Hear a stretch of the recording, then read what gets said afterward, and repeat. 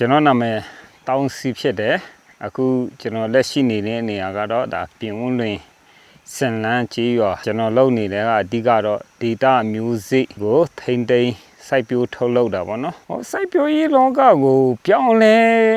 တဲ့ဆိုတာတဲ့ကျွန်တော်တို့ကဒီစိုက်ပျိုးရေးမှာကျွန်တော်တို့မိသားစုတွေအာဟာရဖူဖူလုံးလုံးစားစရာ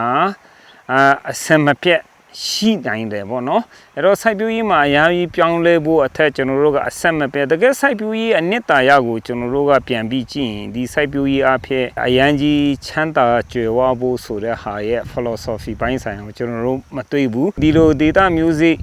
စိုက်ပျိုးရမယ်ဒီလိုစိုက်ပျိုးရေးလောက်ကန်ချင်းမဲ့ကျွန်တော်တို့ရဲ့ဘဝအမဲတမ်းကျမ်းမာတန်မာရမယ်ခက်ခဲတွေကိုကျွန်တော်တို့ကဖြတ်ကျော်နိုင်ရမယ်ဆိုတဲ့ဟာကိုအများဆုံးအဲ့တော့ data music စိုက်ပျိုးထုတ်လုပ်ခြင်းပြီးကျွန်တော်တို့ကစိုက်ပျိုးရေးလောကကိုအောင်မြင်တာဆိုတာထက်ကျွန်တော်တို့ကျမ်းမာတန်ဆွမ်းတဲ့အဓိပ္ပာယ်ပြည့်ဝတဲ့ဘဝကိုရရှိတဲ့ဟာကိုကျွန်တော်တို့ကပို့ပြီးမှတန်ဖိုးထားတယ်ပြန်ပြီးပို့ပြီးမှမြင်ရတဲ့အပိုင်းကိုရှိတယ်ပေါ့နော် data musicထုတ်လုပ်ခြင်းဖြစ်တော်တော်များများဒီတခါမှမလုပ်ဘူးတဲ့တခြား data ကသူတွေကတော့ကျွန်တော်တို့ဒီနီးပညာတွေတောက်လျှောက်တင်တန်းလေးတွေလုပ်ပြီးမှနောက်ပြီးမှဒီ intern လူငယ်လေးတွေတောင်သူကိုစိတ်ဝင်စားတယ်မိမိရဲ့ရွာမှာစားစရာဖူလုံ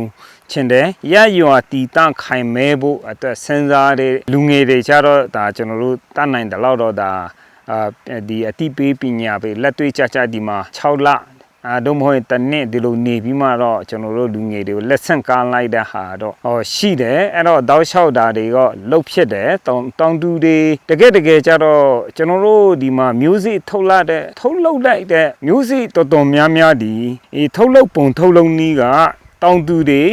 တိပြီးတာဖြစ်တယ်ဒါပေမဲ့အကြောင်းကြောင့်ဟိုမှာဈေးကွက်ရဲ့တောင်းဆိုမှုကြောင့်ပတ်စံမြန်လေးလှူချင်တဲ့တောင်သူတွေအဲ့လိုမျိုးလောဘကိုအခြေခံသွားတယ်ပြောရမလားပတ်စံမြန်ဖြစ်ခိုင်းစေချင်တဲ့လူတွေကြတော့ဒီ data music ကိုသူတို့ကတော့တောင်းနဲ့ဒါတိတ်မထုတ်လို့တော့ဘူးဘာဖြစ်လို့ဒီ data music က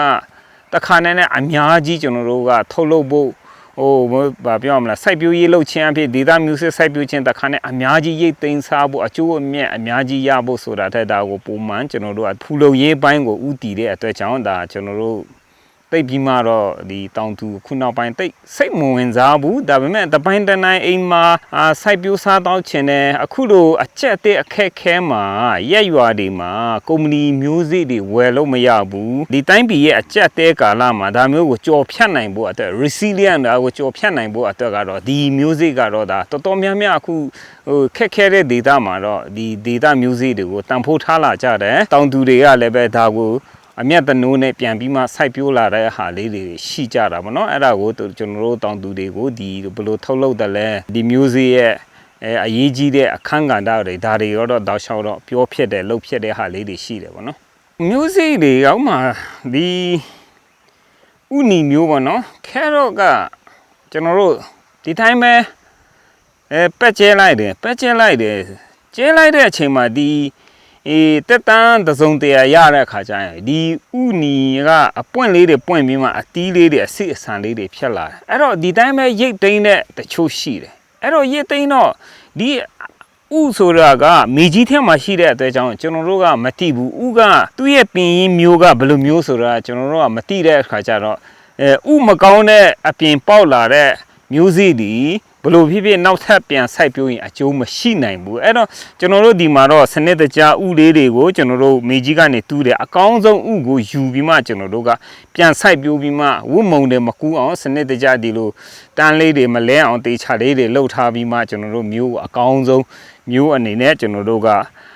ထုတ်လုပ်တယ်ပေါ့နော်အဲ့တော့မျိုးစေ့တော့မျိုးစေ့ပဲမျိုးစေ့တစ်စီးချင်းရဲ့ quality တစ်စီးချင်းရဲ့ထုတ်လုပ်မှုအကျိုးအမြတ်ရရှိမှုဒါတွေကတော့ဒါ music တစ်စီးချင်းပေါ်အရေးအသွင်းအမှုတည်တဲ့အတွက်ကြောင့်ဒါဒီအရေးကြီးတဲ့စနစ်တကျထုတ်လုပ်ရမယ်အခန်းကဏ္ဍမှာအသိအရေးကြီးတယ်အဲအကြောင်းကျွန်တော်တို့ music တစ်စီးချင်းရဲ့ဖြစ်ပေါ်လာပုံဒါကိုဖြစ်ပေါ်လာပြီးပြန်စိုက်ပျိုးတဲ့အချိန်ထိပေါ့ဒါတွေကတော့အရေးကြီးတာပေါ့နော်အဲ့တော့အခက်ခဲတွေကတချို့ကြတော့ဈေးကနေဝယ်လာတယ်တချို့ကြတော့ဘာမှမသိဘူးဒီတိုင်း music ဝယ်ပြီးမှဒီတိုင်းပြန်စိုက်တဲ့ဟာအကျိုးမြတ်မရရှိတဲ့ဟာလေးတွေတော့ရှိတယ်အခုကျွန်တော်တို့ကြတော့ဒါစနစ်တကျထုတ်ပါလဲ အကောင်းဆုံးဥကူရွေးပြီးမှပြန်စိုက်ပြိုးတဲ့အချိန်ကျရင်တော့ okay အခက်ခဲတော့တိတ်တော့မရှိဘူးဒါပေမဲ့တစ်ခုရှိနေတာကကျွန်တော်တို့ဒီ climate change ပေါ့နော်ရာသီဥတုအပြောင်းအလဲမှာကျွန်တော်တို့ခါတိုင်းကျွန်တော်တို့စိုက်ပြိုးလိုက်တဲ့ဟာလေးတွေကဒီအပြောင်းအလဲမှာကျွန်တော်တို့မျိုးတွေကထိခိုက်တဲ့အပိုင်းတွေရှိတော့အခုဒါကကျွန်တော်တို့